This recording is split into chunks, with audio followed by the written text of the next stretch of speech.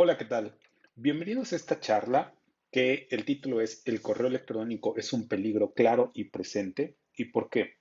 Al día de hoy, al menos en México, el phishing es uno de los ataques que más éxito tienen con los usuarios. ¿Por qué? Porque se llegan a generar millones de pesos, es decir, miles de dólares, en tan solo unos pocos meses. Al día de hoy es muy difícil que una institución, tal vez gubernamental en México, logre identificar todas las campañas que están activas al día de hoy. Hay algunos analistas en Internet, en Twitter, que se dedican a hacer un poco de hunting de estos sitios que en realidad son sitios apócrifos que se copian de alguna entidad, ya sea gubernamental o alguna entidad privada, y que obtienen información como sus usuarios, sus contraseñas, e incluso también hay muchas campañas que se dedican pues a recolectar mucho dinero, haciendo fraudes hacia todos los usuarios o todas las víctimas. Muchas personas creen que las campañas de phishing, el analizarlas, el identificarlas, es simplemente un punto en el que tú identificas el dominio, identificas en dónde está hosteada esta página, procedes a la denuncia del dominio y del hosting, y una vez que lo den de baja, ya, queda todo finalizado. Pero la realidad es que no. La realidad es que así como tú puedas dar de baja un sitio o un dominio apócrifo o un correo de phishing, una dirección, las personas que están detrás de todas estas campañas tienen muchísimos otros dominios que incluso llevan años registrados. Hemos identificado campañas que llevan aproximadamente 2 años, 3 años activas, que los dominios han sido registrados desde el 2019, 2018, y esos dominios siguen activos y siguen llegando o enviando correos electrónicos de phishing hacia todas las personas o hacia las víctimas. Aquí un punto muy importante es que al día de hoy en México y creo que también en Latinoamérica, pues se logra recabar muchísima información y muchísimo dinero. Y el que se dé de baja una página o un sitio apócrifo no quiere decir que ahí se va a detener el ataque, sino se han identificado que se generan muchos dominios para que una vez que tú des de baja uno de ellos, los atacantes, activan otro y una vez que activan este, continúan trabajando con ellos. En realidad, un grupo de atacantes puede llegar a generar tal vez 5, 10, 15, incluso hasta 100 dominios, obviamente con diferentes títulos o cambiando algunas letras, pero todos ellos están activos. ¿Para qué? Para que cuando se dé de baja uno, ellos ya tengan 5 o 10 que estén listos para seguir enviando correos electrónicos y obteniendo más información. Lo que hemos visto al día de hoy es de que se generan millones de pesos mensualmente, es decir, miles de dólares. Estas personas han llegado a obtener aproximadamente hasta 1 millón de pesos en ingresos simplemente enviando puros correos de phishing. ¿Y cuánto dinero a ellos les puede costar? No sé, una campaña que puede llegar a generar 1 millón de pesos puede llegar a ellos a costarle tal vez 20,000, 30,000 pesos mexicanos. Obviamente, estamos hablando que a un equipo o a un grupo de atacantes les puede llegar a costar tal vez $1,000 a lo mucho generar esta campaña, y esta campaña les va a traer retribuciones de 50,000. 100 mil dólares. Y bueno, comencemos. Primero, ¿quién soy yo? Bueno, soy cofundador y director de seguridad de la información en una compañía mexicana que se llama Security, y me dedico más que nada al threat hunting, al análisis de phishing, me gusta mucho el análisis de malware, me apasiona mucho la parte de los int, me gusta ver también o hacer una revisión y hacer un tracking de todas los data breaches que existen al día de hoy, es decir, cuánta información se roban de una compañía, cómo se la roban y cuántos registros en Internet están siendo vendidos constantemente, ¿no? Y principalmente en Latinoamérica, en México, Argentina, Chile, Uruguay, entre otros países, Colombia, etcétera. Y bueno, también hago un poco de mobile security. A veces en mis tiempos libres hago análisis de algunas aplicaciones. Tenemos dentro de nuestro blog de security, tenemos un análisis de las aplicaciones gubernamentales en México enfocadas hacia el COVID. Entonces ahí identificamos que al menos 5 aplicaciones de 5 distintos estados de la República Mexicana estaban filtrando más de 60,000 registros de todas las personas que se estaban registrando en esas aplicaciones, ¿no? Como ubicación, como su nombre, como su correo electrónico, em, si la persona estaba infectada o no estaba infectada. Entonces, en realidad el tener acceso a toda esta información te permite crear este tipo de campañas que vamos a ir viendo poco a poco. Me pueden encontrar en Twitter como @IranCub, nos pueden seguir también en @security o también pueden visitar nuestro sitio web que es security.com. Bueno, vamos a iniciar primero con estadísticas. Es el único slide en el que vamos a ver estadísticas. Todo lo demás, pues van a ser capturas de pantalla y les voy a ir explicando más o menos a qué se refiere cada una de ellas y qué es lo que una persona o un atacante toma se aprovecha de todas estas, pues, brechas o bases de datos que se encuentran en Internet. Este análisis fue hecho por la Conducef. La Conducef es una institución gubernamental que se dedica, aquí en México, que se dedica más que nada a hacer las mediciones, ¿no? Ante los fraudes. Aquí lo que nos muestra esta estadística son los fraudes cibernéticos contra los tradicionales. Y nos dice que desde los últimos 5 años, los fraudes tradicionales han sido sobrepasados por los fraudes cibernéticos. ¿Qué quiere decir eso? Que en el 2017 se habían detectado o al menos existían denuncias, 639,857 denuncias, y los fraudes tradicionales estaban en 864,261.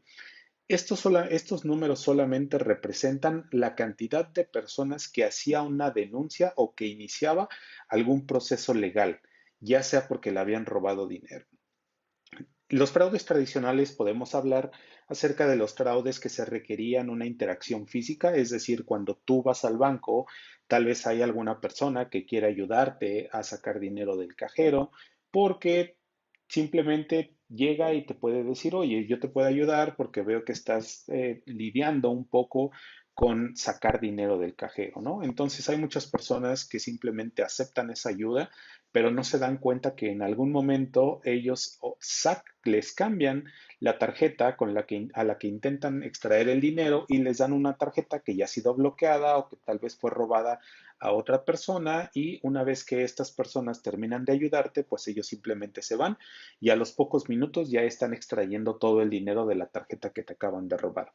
Bueno, pues en el 2018 estas estadísticas cambian abruptamente, los fraudes tradicionales empiezan a bajar y empiezan a aumentar los fraudes cibernéticos. Aquí en México es muy común que los fraudes cibernéticos se den a través de las páginas apócrifas, páginas clonadas, también que te lleguen correos electrónicos del banco, que te hagan llamadas, que recibas mensajes SMS, que te pidan tal vez información a través de redes sociales, ya sea por mensajes directos, incluso por correo electrónico.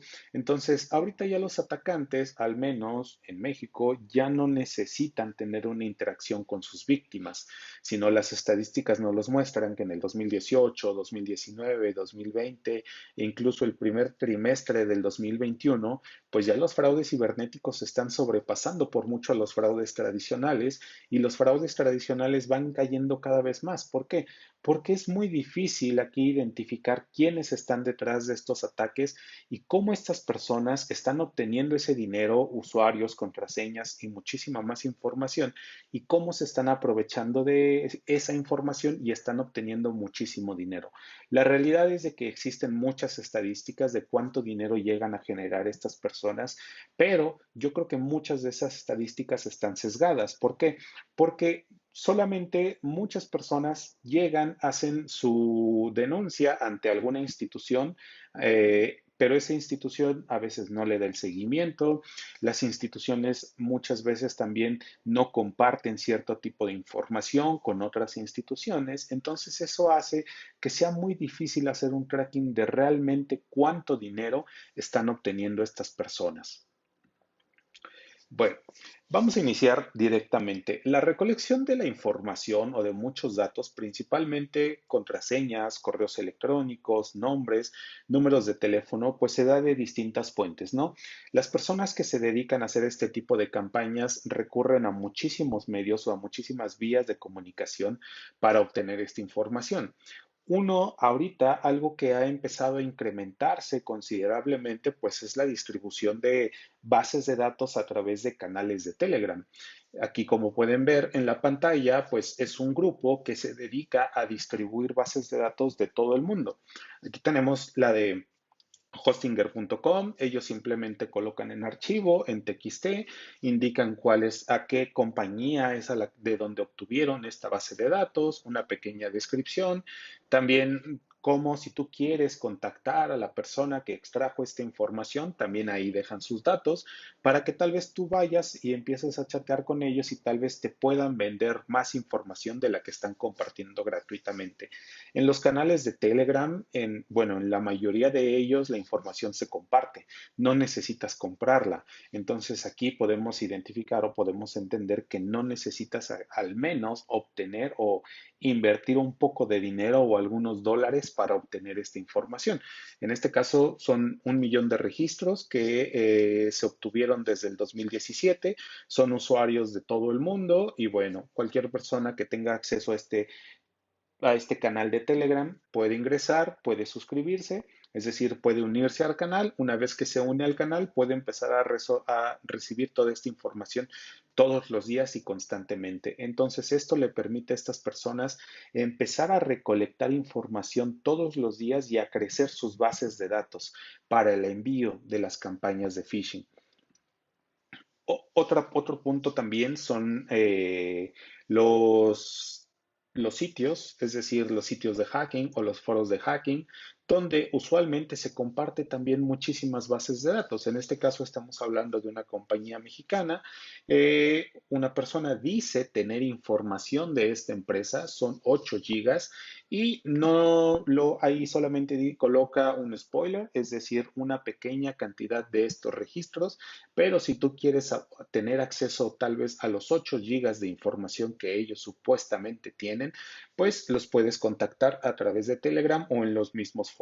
Una vez que tú los contactas, ellos te solicitan un poco más de información. Obviamente, el pago se realiza usualmente en criptomonedas, es decir, para que sea un poco más difícil hacer el tracking. Y una vez que tú ya realizas el pago, simplemente recibes esa base de datos y puedes hacer con ella lo que tú quieras.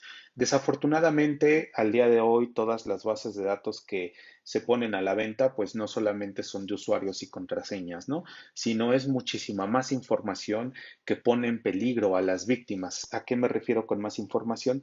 Pueden ser correos electrónicos, que es algo normal, contraseñas, direcciones físicas, números de teléfono, nombres completos, incluso también si la persona tiene alguna conexión con sus redes sociales en estas aplicaciones, si tiene la dirección IP, hay algunas empresas que loguean la ubicación geográfica de estos usuarios.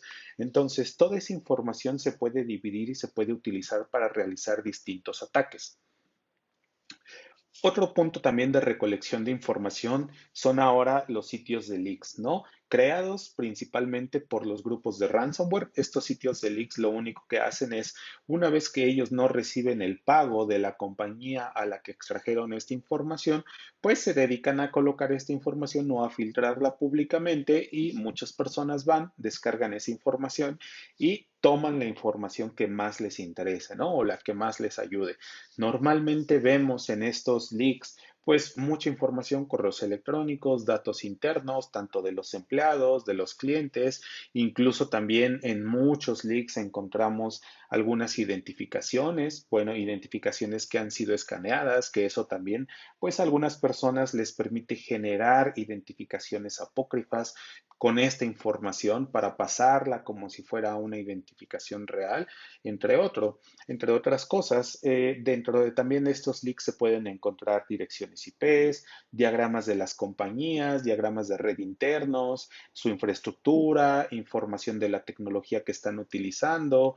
Incluso también hay muchas personas que guardan usuarios y contraseñas en archivos en texto plano, es decir, en un XLS o en un TXT.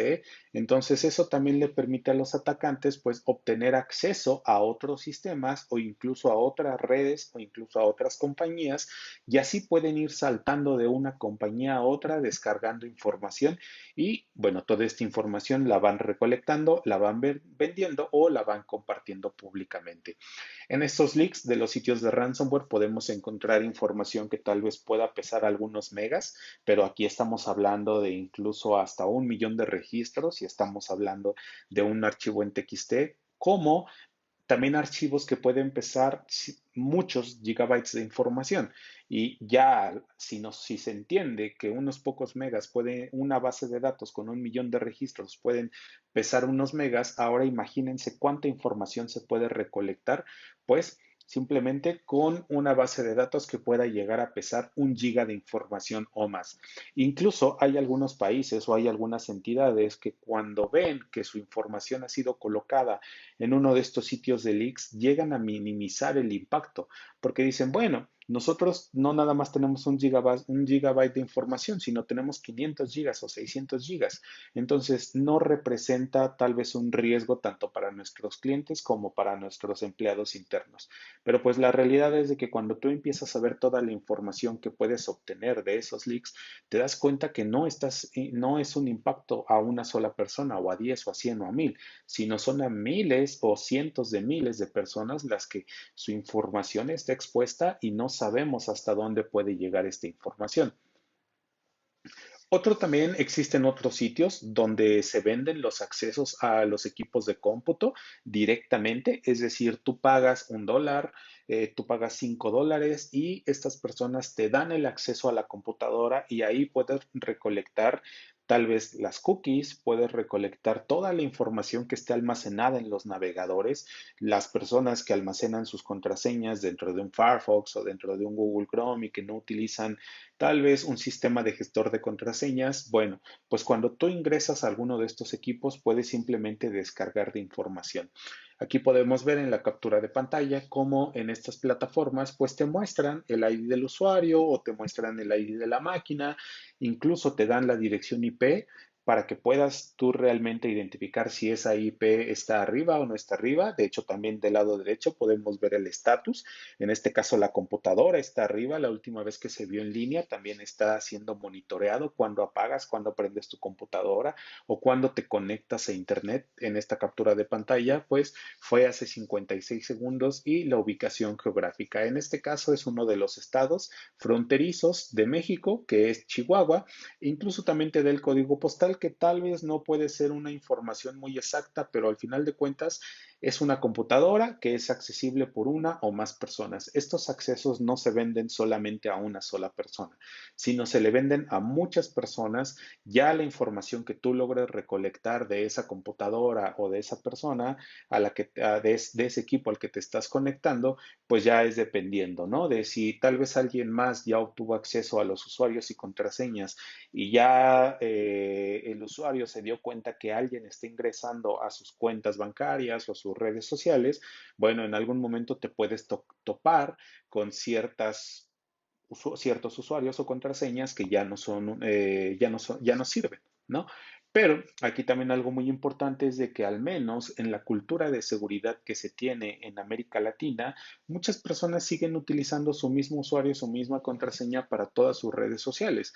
Ahora imagínense, monitorear una computadora y tener acceso al historial de navegación, pues eso también le permite a un atacante saber qué otras cuentas tiene su usuario y hacer una prueba de todos los usuarios y las contraseñas que están almacenados en esa máquina para ingresar a otros sistemas, y una vez que tú ingresas a esos sistemas, estas personas pueden llegar a extraer más información. Que también aquí hay un punto muy importante. En algún momento tal vez alguien de nosotros ha podido identificar que uno de nuestros amigos nos ha mandado un correo electrónico, pero pues ese correo electrónico nos está pidiendo dinero, nos está pidiendo cierto tipo de información.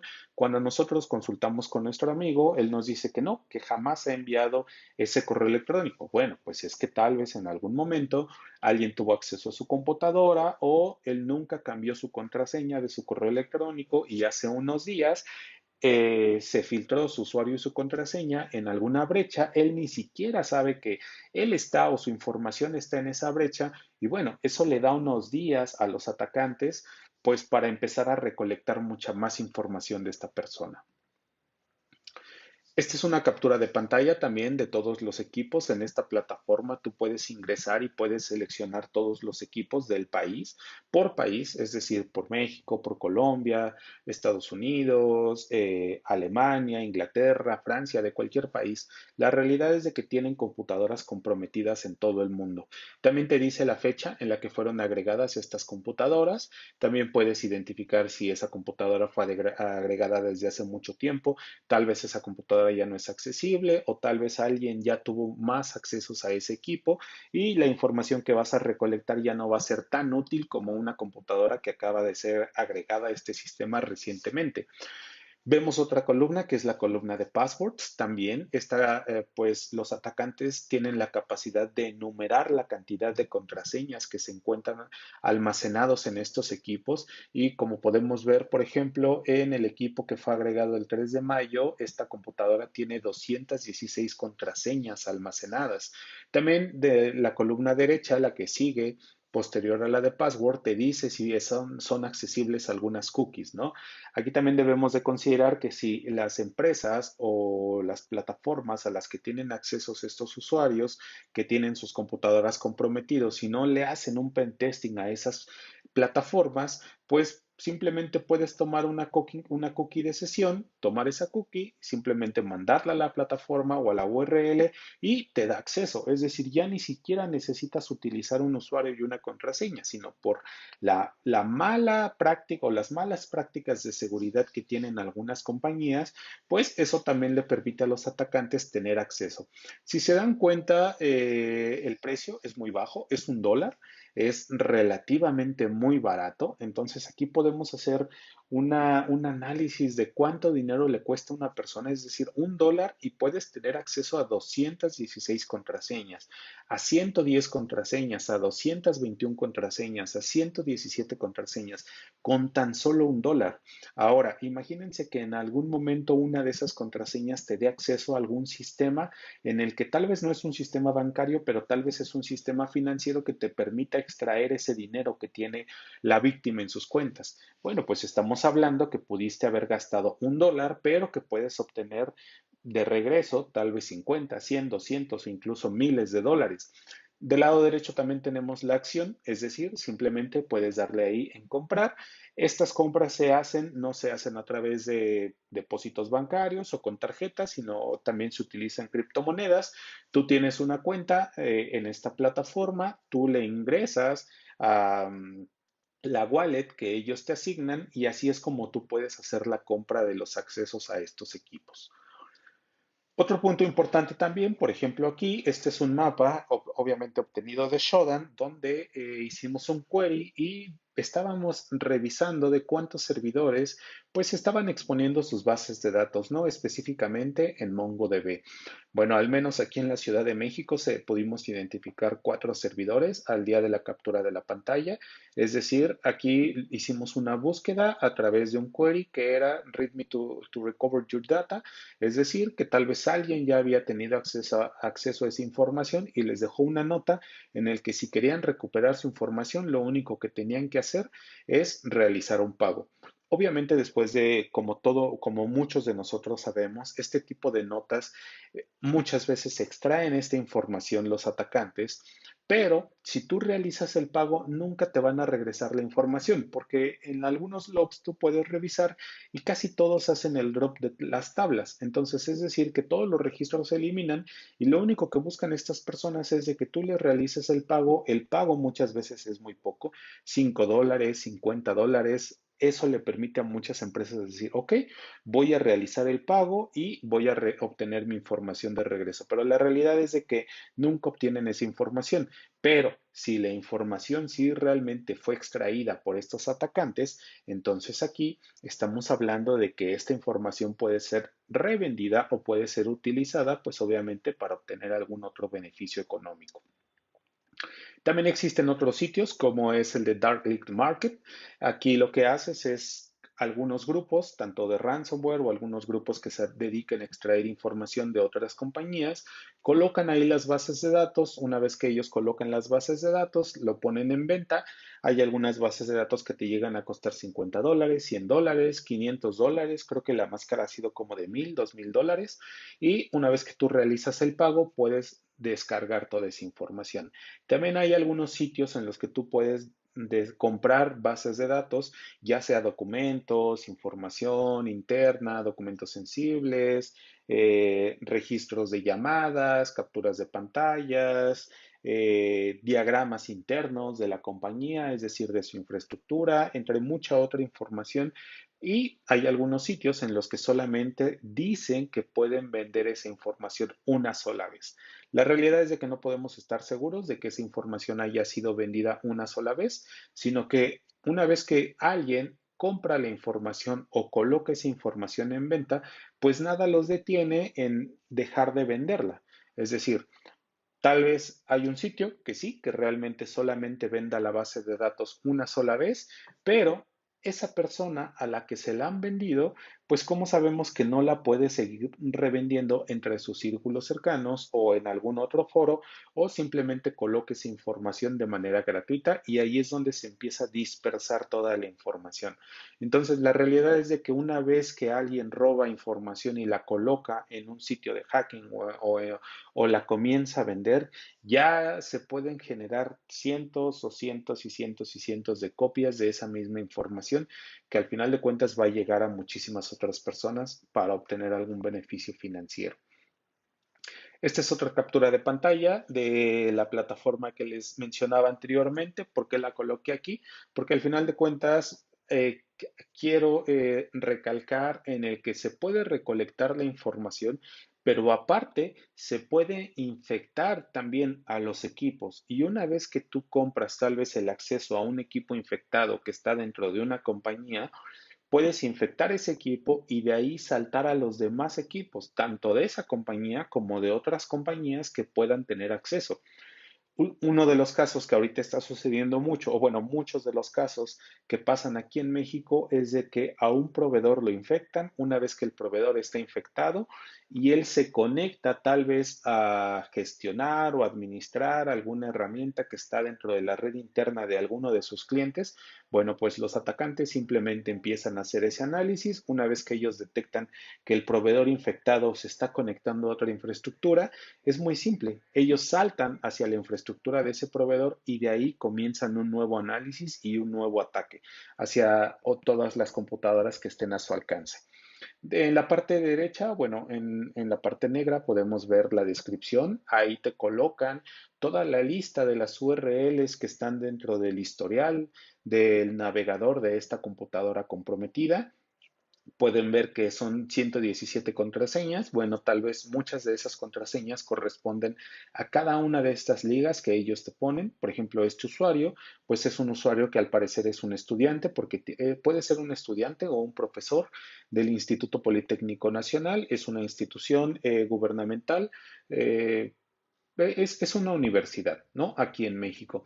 Entonces, si puedes tener acceso a un usuario y una contraseña, puedes tener acceso tal vez si eres un alumno a calificaciones, tal vez al estatus, en donde vives, entre otra información. Si eres un profesor, pues podemos ver que puedes tener acceso no solamente a la información del profesor, sino puedes tener acceso a la información del profesor y de sus alumnos y de los sistemas de esta universidad a los que el profesor tiene acceso. En la parte de abajo también podemos ver que hay una liga a citas.sre.gov.mx. Aquí en México esa plataforma se utiliza para generar una cita para sacar tu pasaporte.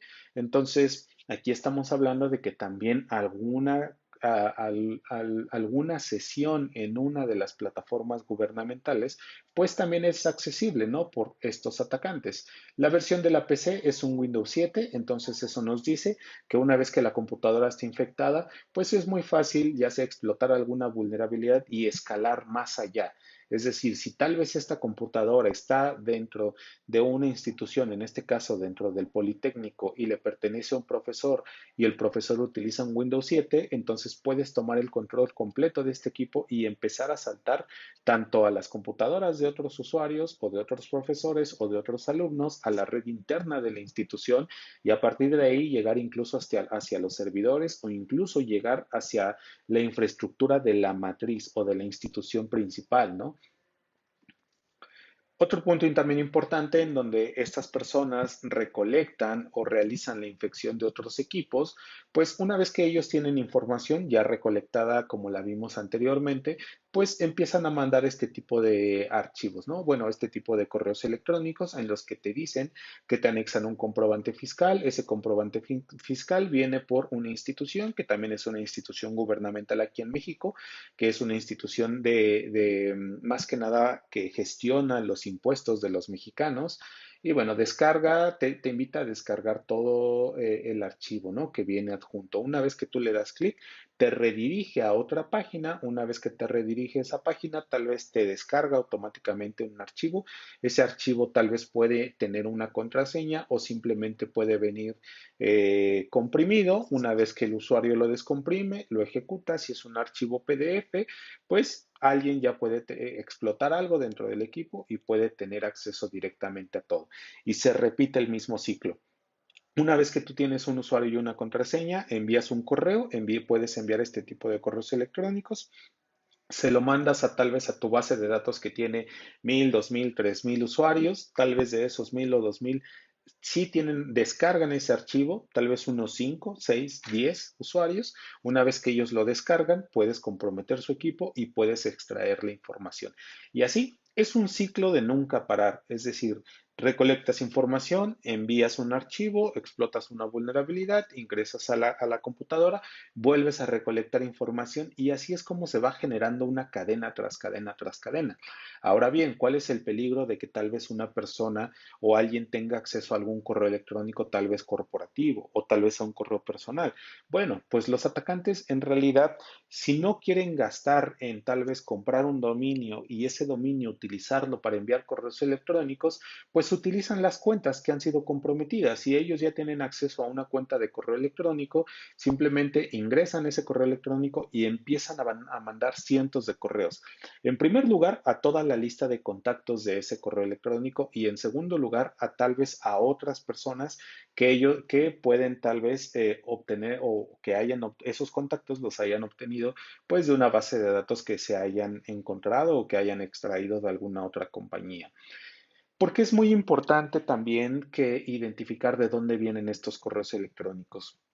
Si en algún momento alguien tiene su correo electrónico comprometido, pues es muchísimo más fácil que tengas éxito o que estos atacantes tengan éxito para que tanto sus correos electrónicos que ellos están enviando con archivos infectados sean abiertos y sean descargados y estos archivos sean ejecutados, porque si se los envías a sus contactos, esos contactos tienen la confianza de que alguien se los está mandando, es decir, su amigo se los está mandando y debe de ser algo importante y es por eso que proceden a realizar la descarga o a visitar el sitio y engañando a esta persona o jugando con su confianza o con la confianza o la relación que tienen con la persona que les está mandando el correo electrónico, pues eso también ya, pues te coloca en un problema, ¿no? O en una situación demasiado problemática, porque aquí va en contra de muchas de las cosas que muchas personas de seguridad nos dicen día con día. Es decir, siempre revisa tu correo electrónico o quién te está mandando ese correo y si no conoces la dirección de donde proviene ese correo, pues simplemente no lo abras o no descargues o no des clic en nada. Pero pues en este caso podemos ver que puede venir de una persona que sea alguien conocido porque su correo fue comprometido y las personas con mayor confianza, pues simplemente le dan clic y ejecutan o hacen cualquier actividad o incluso llegan a colocar sus usuarios y sus contraseñas. El hosting también juega una parte muy importante. El hosting, también hay muchos hosting que han sido comprometidos o que son comprometidos día con día. Es decir, ¿qué se necesita? Tener acceso directamente al servidor, ¿no? Si no hay muchas personas que lo que hacen es explotar tal vez una vulnerabilidad, si hablamos tal vez que encuentran un servidor que está hosteando un WordPress, ese WordPress no ha sido actualizado desde hace mucho tiempo, ese WordPress te permite realizar una ejecución de código remota o tal vez tiene una inyección SQL que lo puedes escalar a una ejecución de código remoto y una vez que tú ya logras inyectar una shell, pues puedes empezar a subir toda la información que tú quieras. Una vez que tú subes esa información, puedes montar una página de phishing ahí o puedes empezar a extraer más información o incluso puedes empezar a, no sé, tal vez si ese servidor tiene un servidor de correos electrónicos, pues puedes aprovecharte de ese servidor de correos electrónicos. Hay muchas compañías que no consideran esto o el actualizar tan solo su WordPress, no lo consideran como algo muy importante y a los pocos días o a las pocas semanas se topan en los logs cuando empiezan a hacer ese análisis que su correo electrónico o que sus logs del sistema de correos electrónicos ha mandado cientos de correos, ¿no? Y en algún momento se dan cuenta, ¿por qué? Porque tal vez alguien le dice que está recibiendo los correos que provienen de su servidor o de su dominio en su correo de spam. Una vez que haces esa investigación, pues te das cuenta que alguien estuvo mandando miles de correos electrónicos al día. Es decir, estas personas no pierden el tiempo en el voy a mandar 10 correos, voy a mandar 50 correos, sino empiezan a mandar todos los correos que puedan enviar durante un día porque saben que en algún momento pueden ser descubiertos y pueden ya sea dar de baja el servidor o pueden hacer una revisión y pueden eliminar todo lo que estas personas pues hayan tenido, ¿no? Entonces también para ellos el tiempo es muy importante.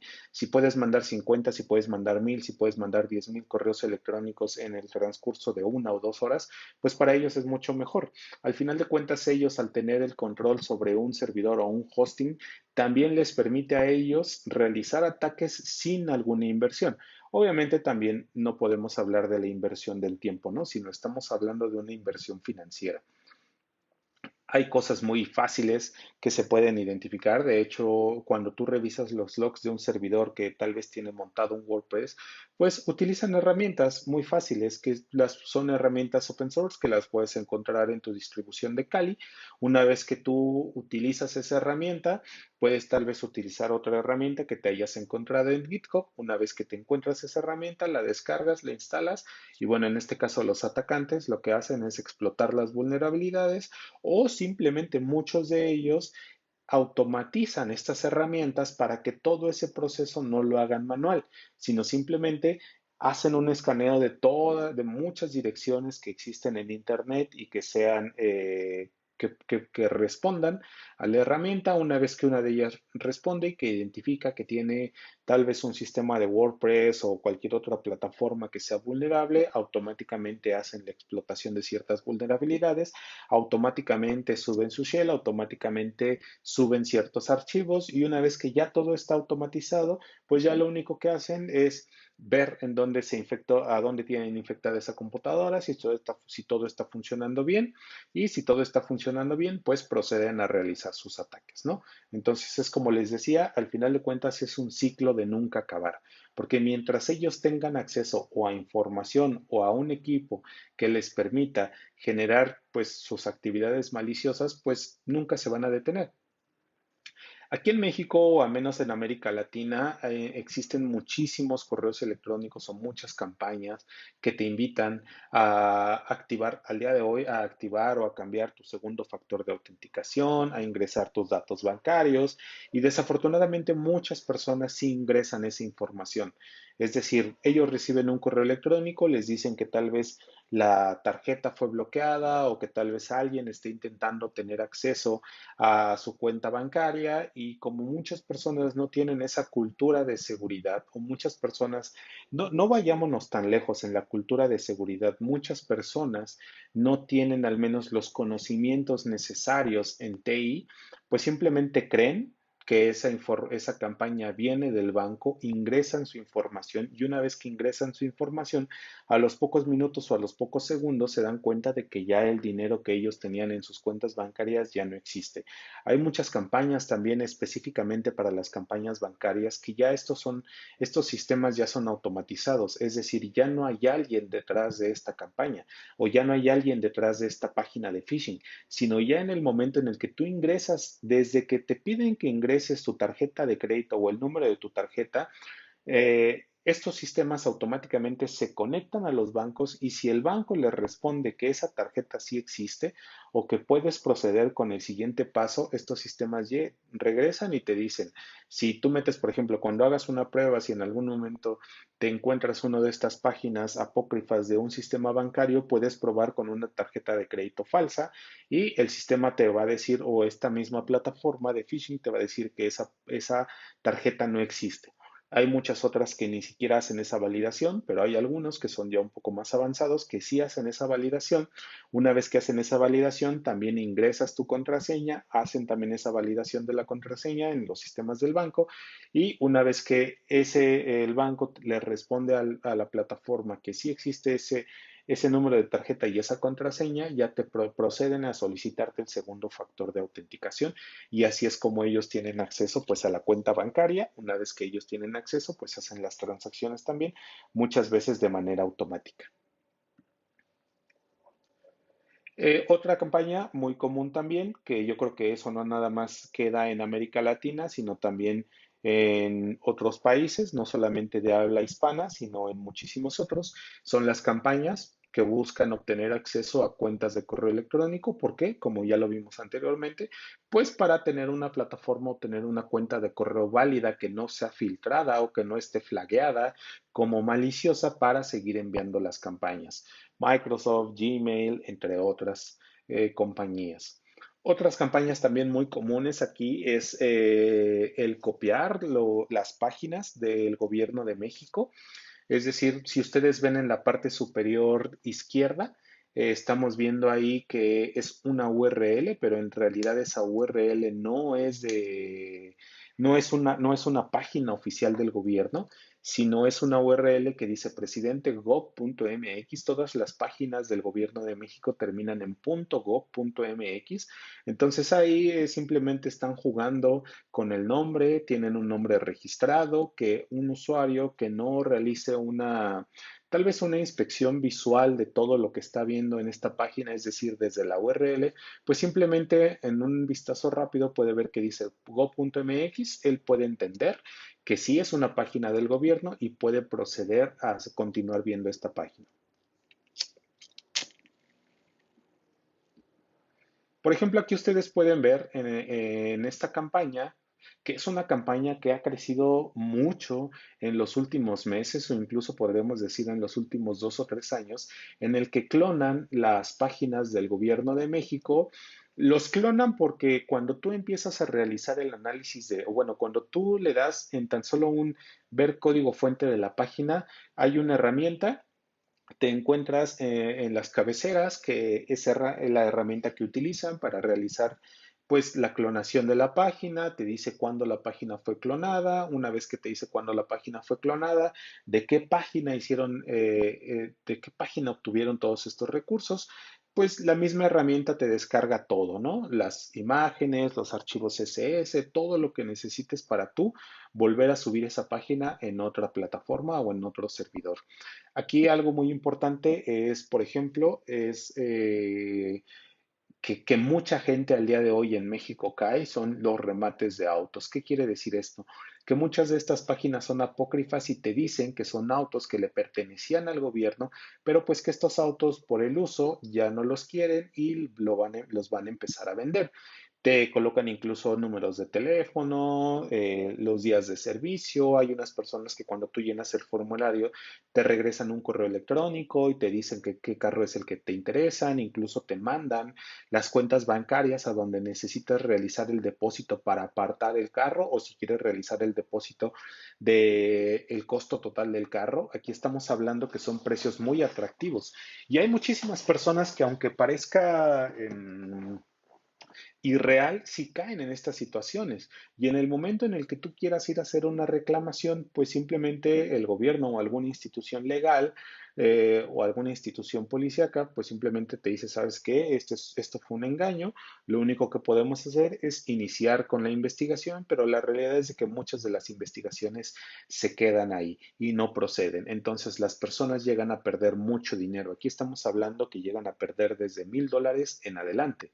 Entonces, ¿por qué? Porque no te piden un depósito de tal vez $100, $50, $200, sino son de, oye, si quieres comprar este carro, tengo a otro comprador, entonces necesitas realizar el depósito de $1,000 para realizar el apartado.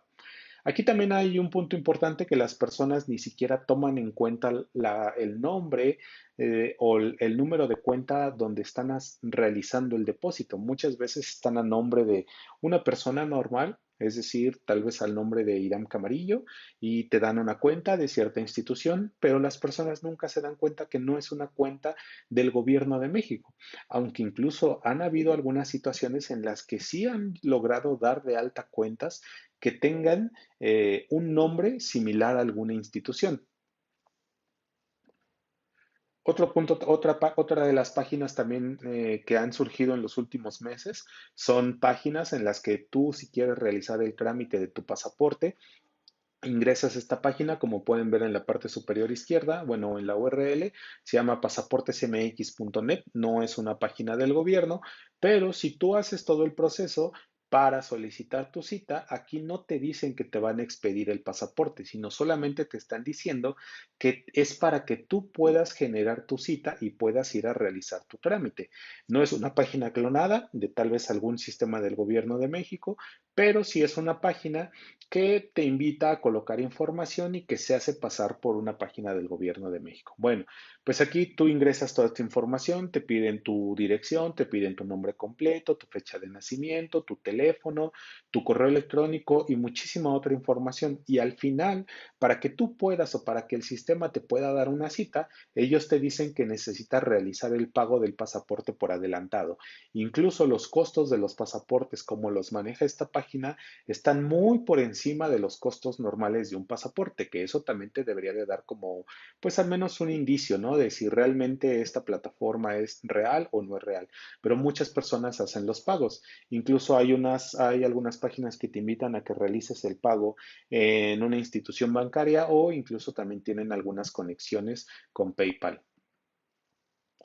Aquí, como pueden ver, también es una página en la que te piden tu número de celular, tu número de tarjeta de 10 dígitos y tu fecha de nacimiento. Esto más que nada se utiliza como para hacer la recuperación de la contraseña, ¿no? Hay ciertos sistemas que simplemente no te hacen una validación correcta, lo que les mencionaba en un principio, no tienen ciertas medidas o ciertos controles de seguridad y permiten que un atacante con la mínima información que pueda tener pues pueda obtener tal vez el cambio de contraseña o pueda tener acceso a esa cuenta. Esta es una captura de pantalla de la página apócrifa que vimos anteriormente, es decir, de esta página. Y cuando nosotros hicimos una evaluación o una revisión de cuántas páginas tenían exactamente el mismo contenido, pues vimos que al menos unas 15 páginas tenían exactamente el mismo contenido. Aquí, como ustedes se pueden dar cuenta, casi todos los dominios tienen el nombre principal de esta compañía, pero pues ahí con algunas alteraciones, ¿no? Simplemente lo único que están buscando es mostrarle al usuario la página que el dominio tiene el nombre de la compañía y eso le da una confianza a un usuario pues que no tenga las medidas de seguridad puesto o no tenga idea, ¿no? De algunos controles de seguridad o de los riesgos a los que se está enfrentando. Hay otros dominios, en este caso aquí en México y en Latinoamérica, hace algunos meses empezaron a compartir algunas cadenas en WhatsApp. Entonces esas cadenas te invitaban a darle clic a esta página, te solicitaban información y te decían que ibas a ganar un premio. Bueno, pues cuando empezamos a hacer el análisis de las ligas o de los dominios, después de darle clic a estas cadenas de WhatsApp, te mandaban a diferentes páginas. Cuando hicimos la recolección de los dominios o la investigación, llegamos a identificar 131 dominios que este grupo o que estos criminales habían registrado y que tenían exactamente el mismo contenido. Entonces, son 131 registros o dominios que habían sido dados de alta hace aproximadamente un año, a la fecha en la que, un año hacia atrás, a la fecha en la que hicimos este análisis. Y bueno, son páginas que estaban funcionando y que bien podían haber sido utilizadas para el robo de información suplantando la identidad de Mercado Libre, o en algún momento ellos podían cambiar el contenido y podían dirigir esa campaña hacia los usuarios de otra compañía, ¿no? Pero pues aquí podemos hablar que tal vez 131 dominios, que un dominio te puede llegar a costar que digamos unos $20, $50, entonces es una inversión que ellos han hecho, pero pues es muy fácil o podemos entender que ese dinero lo pueden recuperar en poco tiempo. Si estos dominios o algunos de ellos llevaban activos tal vez 10 meses, en esos 10 meses ya pudieron haber recuperado la inversión inicial que hicieron. Aquí hay otros sitios. Bueno, este fue el análisis principal que hicimos. Habíamos encontrado primero 50 sitios de phishing que estaban siendo utilizados para las cadenas de Mercado Libre, pero una vez que nosotros seguimos con ese análisis, logramos identificar los 131 dominios que estaban siendo utilizados. Se utilizan muchas herramientas al día de hoy. Hay muchas herramientas en Internet que las puedes descargar de GitHub o de cualquier otro repositorio o incluso de los foros underground. Y esas herramientas llegas, las instalas en un servidor, ya sea en un servidor que estas personas hayan comprometido o en algún servidor que ellos hayan rentado, en algún hosting de Bulletproof, tal vez, muchos de ellos. Bueno, pues esta información por ejemplo, en esta página, en esta plataforma, pues podemos ver que tiene muchísimas funcionalidades, ¿no? Como identificar en qué momento las personas abrieron el correo electrónico, si los correos electrónicos ya fueron enviados, a cuántas personas fueron enviadas, si el correo se fue cifrado o no fue cifrado. Esta herramienta puede ser utilizada tanto para cuestiones de entrenamiento, es decir, para alguna compañía que quiere entrenar a sus empleados, pero también puede ser utilizada pues para cuestiones maliciosas. Hay otros sistemas que también te permiten o ya tienen precargadas pues las páginas, por ejemplo, las de Instagram, las de Facebook, Twitter, GitHub, y lo único que necesitas es simplemente colocar el servidor en donde tú quieres donde quieres que la página de phishing sea hosteada, y no necesitas hacer un clon o no necesitas hacer absolutamente nada, sino simplemente sigues las instrucciones, tú eliges qué página quieres que se instale, y una vez que tú terminas con las instrucciones, la herramienta hace absolutamente todo y ya tienen lista la página de phishing que van a seguir utilizando para recolectar más información. Otra también, por ejemplo, para la parte de Facebook, se puede recolectar información del usuario, su correo electrónico, etcétera. Hay otras herramientas que también pueden ser utilizadas tanto para el entrenamiento de los usuarios. Y bueno, esta es una de las herramientas que aquí ustedes pueden ver en la parte superior izquierda cuántos correos electrónicos fueron entregados, cuántos fueron abiertos, cuántos usuarios dieron clic al enlace, e incluso también cuántas veces un usuario le dio clic a ese enlace, cuánta información fue colocada en, si cuántos usuarios ingresaron su información. Y bueno, aquí tenemos también en la parte azul del lado derecho si el usuario recibió training o no. Esta es una plataforma que se utiliza para concientizar a los usuarios, pero pues es una captura de pantalla similar a la que otras herramientas tienen, ¿no? Que tal vez, bueno, aquí también hay algunas plataformas que te permiten ver la dirección IP de donde el usuario abrió su correo electrónico. Es decir, una vez que no solamente basta con que la información o que el usuario haya abierto el correo electrónico y haya introducido tal vez sus contraseñas. Es decir, aquí también hay muchas herramientas que te permiten identificar cuál es la dirección IP de donde se está conectando este usuario. Si en algún momento tú te estás conectando con el simple hecho de abrir el correo electrónico y te conectas tal vez desde una dirección IP estática, bueno, pues un atacante puede tomar esa dirección IP y puede realizar tal vez un escaneo para intentar ingresar a alguno de los sistemas que tal vez estén expuestos, ¿no? O identificar también de qué compañía pertenece, ¿no? Tal vez si si en algún momento estas personas identifican que 5 usuarios provienen de la misma dirección IP, bueno, pues para ellos es un buen indicio de que esas personas o esos usuarios no tienen una conciencia de seguridad y es muchísimo más probable que se le manden más correos electrónicos a esos usuarios y alguno de ellos caiga e introduzca su información. En esta captura de pantalla podemos ver ya un dashboard en el que nos muestra exactamente quién es el usuario, cuántas veces abrió el correo electrónico, cuántas veces le dio clic, cuántas veces introdujo su información. También hay algunas plataformas que te permiten extraer o exportar toda esta información. Una vez que tú puedes exportar esta información, pues la puedes utilizar en otras plataformas o incluso hay algunas personas o hay algunos grupos criminales que venden esta información recolectada. ¿Cómo? Pues simplemente es, ok, mira, yo de tal vez 200 correos electrónicos, 100 correos electrónicos fueron abiertos y esos correos electrónicos fueron abiertos por todas estas direcciones de correo. Entonces, así, esa es una forma de también identificar si ese correo electrónico a alguien lo está utilizando o simplemente es un correo electrónico que no existe o que nadie lo utiliza. Una vez que alguien abre ese correo electrónico, pues ya forma parte de una base de datos en la que está comprobado que existe un usuario detrás de este correo. Aquí también es una captura de pantalla de la fecha exacta en la que el usuario abrió ese correo, cuál fue la acción que hizo, la dirección IP. También hay muchas plataformas que te permiten obtener el sistema operativo de donde abrió ese correo electrónico, incluso el navegador que utilizó y si tu correo electrónico fue filtrado o no fue filtrado por el spam o cayó en la carpeta de spam. Otra captura de pantalla que te dice más que nada la ubicación, la dirección IP e incluso también hay algunos que te permiten obtener la latitud y la longitud de dónde abrió ese correo electrónico, es decir, en dónde está ubicado geográficamente esa persona.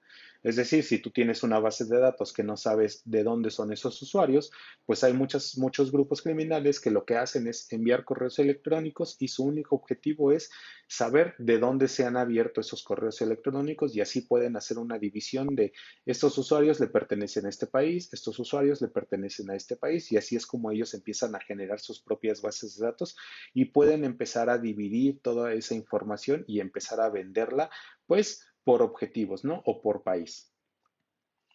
Y bueno, eso es todo. Me pueden encontrar en Twitter como @iramcup.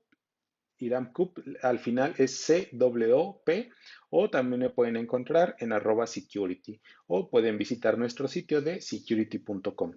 Y muchísimas gracias.